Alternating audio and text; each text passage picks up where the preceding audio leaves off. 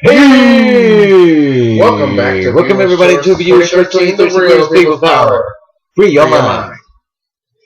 Nothing hijack your shit. Yeah. We are back. Yes, we are. We are back. We will never on go away. YouTube. We will never go away. You're stuck with us. Alright, so we're here with people watching.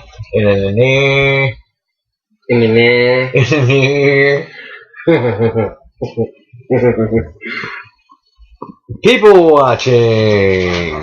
What you got? So, today on People Watching, I just got a small topic. You know how if you were born like in the 80s and like early 80s and late 70s and shit like that, how your parents would always say, you shouldn't watch this movie alone. It's too scary. You shouldn't watch this movie. It's too graphic. You shouldn't watch this movie. There's too much cussing in it. Nowadays, you got the parents who will sit there and watch fucking movies like, I don't know, Machete with a 5-year-old. You got parents that will sit there and watch movies like Nightmare on Elm Street with fucking 5-year-olds. You got parents who will leave their kids inside a house while they go outside. Well, a movie like Mirrors 2 is on TV. Yeah, I've seen that movie. I like that movie. And as someone who's a fan of horror movies, yeah, I don't think a child... What about a 10-year-old? 10-year-olds don't count. Okay, because my son loves the shit out of horror movies. Yeah, exactly. You know that. But the one I speak of was about 5 or 6. Oh, like not like anything like below like 7. That's unacceptable. Yeah. So yeah, he was sitting downstairs. Because they don't know the difference between reality or fiction yet. But when you're about 8, they start to realize it. Then 10, they know what they like and what they don't like. So Mirrors 2 is a movie. Mirrors 2 is very graphic. Yes, it's very graphic. More graphic than Part 1. It's way better than the first. I like it way more than the first. My oldest, I love horror movies. He loves horror movies. But I still won't let him watch Mirrors 2. The movie is fucking epic. And my son loves like Nightmare on Elm Street. He loves all the Jasons. He loves all the Friday 13th. Sorority Row. He loves all of this. Right? I will not allow him to watch Mirrors 2.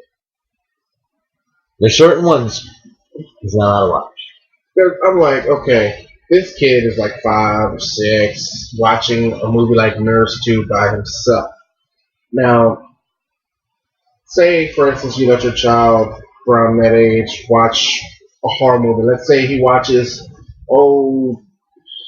something that was really brutal and graphic when we were younger.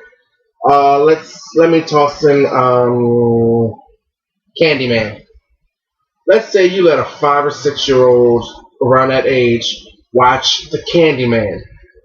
They're going to be afraid to walk past a mirror. They're going to be afraid to even go into the fucking bathroom. Watch a movie like Mirrors. Or Poltergeist. Or, let's say, for the one that watched Mirrors 2. He's going to be afraid that every time he passes his reflection, it's going to try to kill him. You see, age appropriate.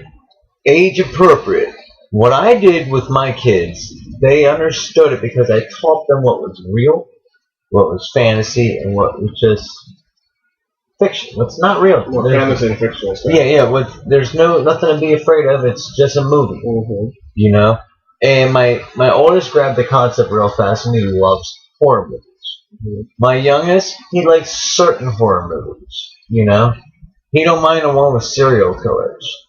Now, the ones when it comes to ghosts and stuff like that, he has issues with. You know? Because he's not past that stage yet. Malachi, on the other hand, he watches it all.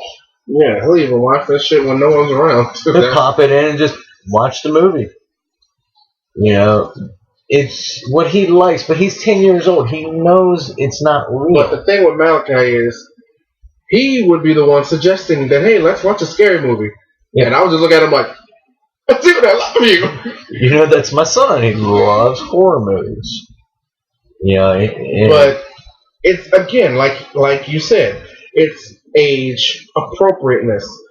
If you're not of the age that you understand what's real and not real, then you shouldn't be watching that movie. And screen it before you let your children watch it. Exactly. I screen every horror movie before I let Malachi or Mikhail watch it, so I can see if it has too much nudity. If it has too much nudity, they're not watching it. If it just has one scene with a glimpse of a boobie or a glimpse of a butt cheek, no, it's okay. You know, it's fast, it's done. You know what I mean? If it's too gory, they're not allowed to watch it. You know? But I screen the movies before they watch it. That's so I can say, okay, yeah, this one's fine for you to watch. Hey, Malachi, I got a new horror movie. Let's watch it together. I haven't seen it yet. I'll say that, you know? But in reality, I've already watched it. So, for the ones that just aren't getting the concept, how about we help them out a little bit? Let's throw out a couple movies that aren't appropriate for children of that age. Saw would be one of them. My son's not allowed to watch Saw. And I'll throw it out there again. Mirrors. Both of them, for that matter. Too. The Candyman. 13 Ghosts. Depends on that one. Well, if they're 7, no. Now, Malachi, he likes that movie. That's why I said around the age of the boy that I saw. The 7-year-old. Well, 6, 5-year-old. 5, 6, whatever. Right, I got you. I got you. Dead Silence. What child do you know want to watch a horror movie about a killer doll, killer toys, Child's Play? Child's Play. Oh, Chucky was funny. But Child's Play. Yeah, right. Dolly Dearest. Dolly Dearest. Now, it was a little different in our time, well, in my time, because when I was 5, I was watching Nightmare on Elm Street. Me too. I was laughing the hell out of it. I was loving that shit. Freddy cracked me the fuck up. Laughing. Especially when they say "Welcome to Prime Time, bitch." But there were certain ones that scared the living hell out of me, though. Certain horror movies. Oh yeah. When I was 5. Dude, when I was 5, I wasn't even afraid of horror movies. I was 5. I was 5, and I wasn't afraid of horror movies. When you were 5, I was like 20. No.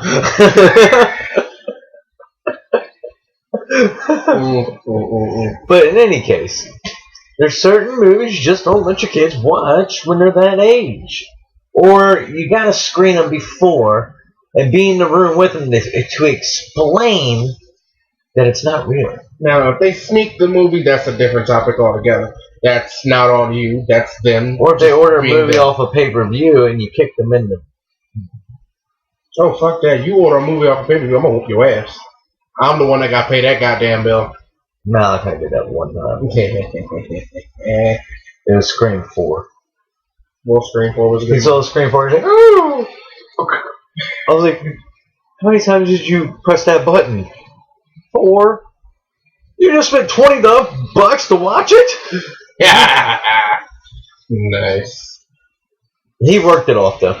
Chores. So, this wraps up people watching for tonight. I turn it over to my co-host Tony D for in the news. Tony. In the news today. Yeah, okay, sorry. I had a little brain fart here. In the news, watch the clip tonight on the news. Oh, yeah. You said you had a brain fart. So, a brain fart, see? So, in the news today, I was just watching the news before we went on the air, because he was like, what, you're watching the fucking news? Why the fuck are you watching the news? I was watching the news to get news. Or in the news. I'm in a DVD remote. For some reason, my fucking DVD player is blinking. But continue your... Okay, so I was watching this clip. It was about a cop who got out, was giving a person a ticket. Right? Fucker, I knew it. We have to watch this. So he got out of the car to get the gentleman his ticket. He's there. All of a sudden you hear, right? Semi came by, hit his car, then clipped him. Yep. And the reason why I want to share this, because there's something that's enforced in the law where you have to slow down 10 miles below the speed limit or move over to the left when passing an emergency vehicle on the side of the road. This is not just for your protection, but it's for their protection too. Mm-hmm. You gotta realize they're working alongside the road. And yes, this is true. I do agree with that law that they should either go down 10 speeds or move the fuck over. But at the same time, and again, I understand this is their job. They got to get out of their car to administer tickets. Now, my whole thing is, why in the fuck would you get out of your car on a highway? You kind of have to.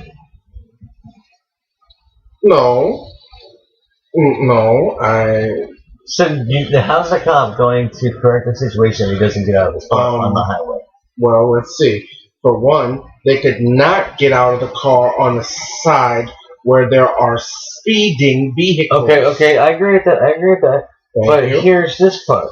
What if it's an ambulance that has to get to a crash on the side of the road, or somebody having a heart attack and they have to go to that side? That is a whole different thing altogether. That is an ambulance, not a police officer.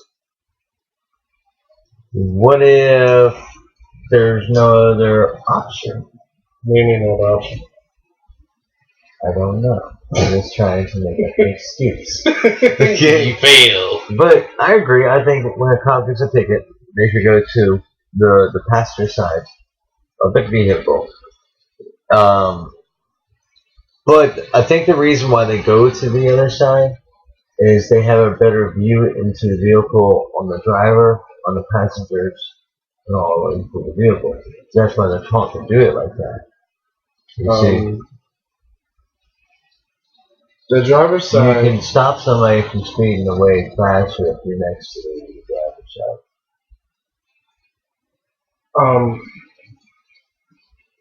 Now, how are you going to stop someone from speeding off, even if you're on the driver's side? What are you going to do? Reach your hand inside the car as they're trying to speed away? Dirty Harry, motherfucker.